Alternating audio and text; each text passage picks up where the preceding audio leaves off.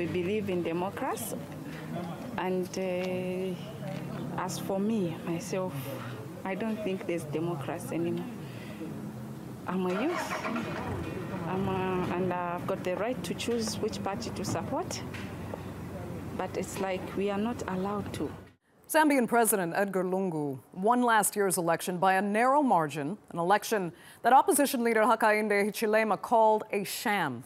Now, tensions between the two rivals continued to rise and resulted in Hichilema's arrest. He was charged with treason for obstructing the president's motorcade.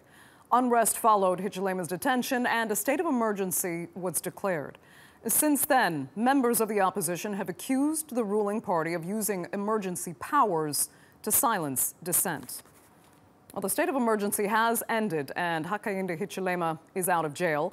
He now joins me from London to talk about Zambia and his future in the country. Thanks so much for being with us. Let's just make clear, you're not in exile. You were not put on trial for treason. And according to reports, you were released via a deal negotiated with the Commonwealth that was in the public interest. What does that mean exactly? Well, thank you very much for hosting me. In the first place, I want to confirm that I'm not in exile. I would never be in exile. I would never go in exile at all. That's against my DNA. I'm out of prison because I did not commit a crime at all. I was detained on trumped-up charges. It's very clear to everybody to see. So I'm out, and we continue to seek that which is right for democracy in our country, which will basically support the prevalence of peace and stability and allow us a platform that will offer economic and social alternatives to basically benefit the people of Zambia. So I'm not in exile. I'm out. I'm happy that I'm out. Yes, the Commonwealth got involved because it was essential that as I left jail, we put in place a situation or a process that will allow to bring, if you like, the country back to normalcy, because there's a lot of disorder in our country and substantial abuses are taking place in our country. So politically, what is your role now? Will you continue as opposition leader? And as such, do you fear you could be arrested again?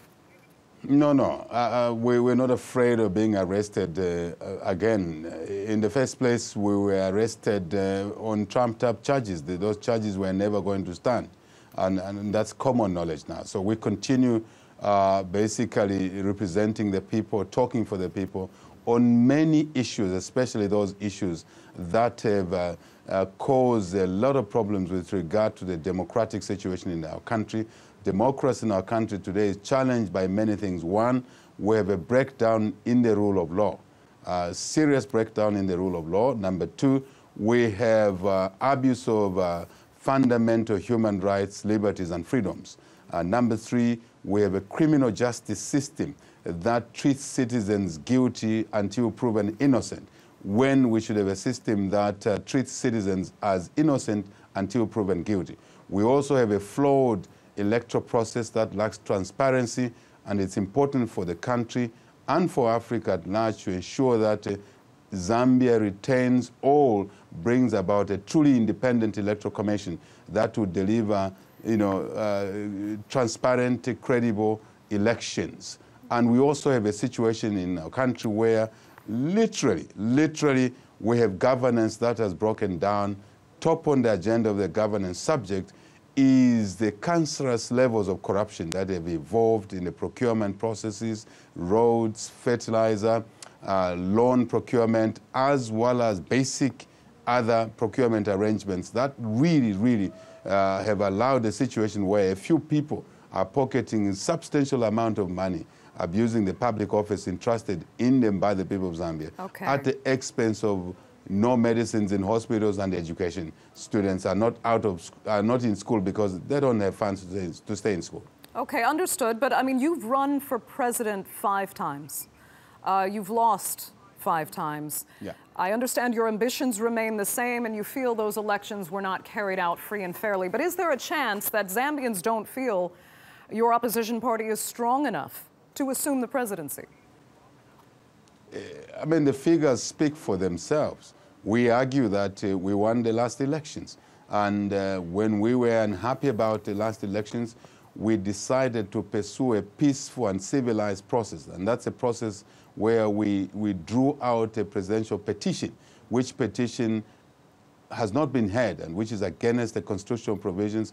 And in the process, you have the constitutional breakdown in the sense that the executive has failed to respect the constitutional provisions, including the fact that the presidency should have shifted to the Speaker of the National Assembly to allow for a fair adjudication of the petition, as well as to circumvent the obvious, if you like, immunity clauses that are contained in the Constitution. That did not happen. So the fact that our petition has not been heard up to date really creates a situation where it may be incorrect to say we lost the last election until our petition is heard. Okay, but in the meantime, Zambia really is. It's a stable, it's a peaceful country, in spite of having more than 70 tribes. And since 1991, you've actually had 5 presidents after Kenneth Kaunda ruled for some 26 years.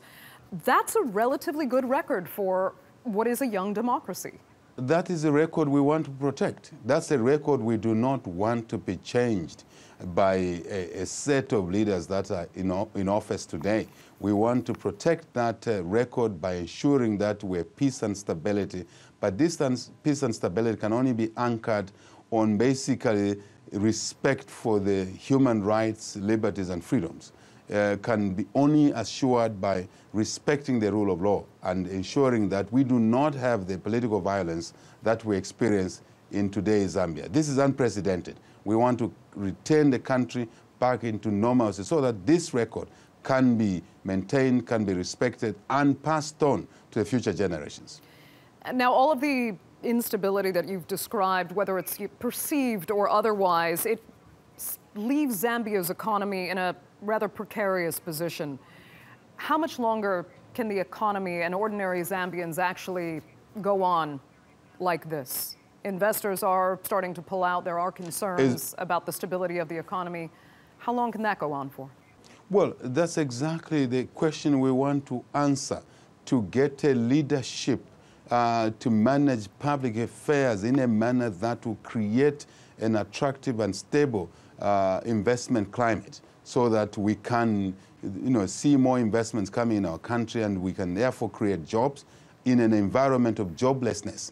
We can also create business opportunities for that may not be employable. And essentially, this is the reason that we're seeking public office, to make sure that we can bring stability, predictability in our country. And if we don't grow the economy, it means we can't deal with the question of poverty. We can't deal with the question of support to those that are underprivileged in our society. This is the very reason that these processes, democratic institutions, must be respected and must be credible, must not be abused by the few for their personal gain through corruption. Absolutely. Okay, particularly though in your geographical context, in the African context, do you feel like you and so many other opposition parties and countries surrounding you have been left alone to fight a battle to keep their democracies stronger? I think the question we have now, not for Zambians alone, not for Africans alone, but the worldwide, is really if we believe, the good population of the world believes in freedoms and rights and liberties, and believes in order via the rule of law, believes in constitutionalism, believe in, if you like, transparency.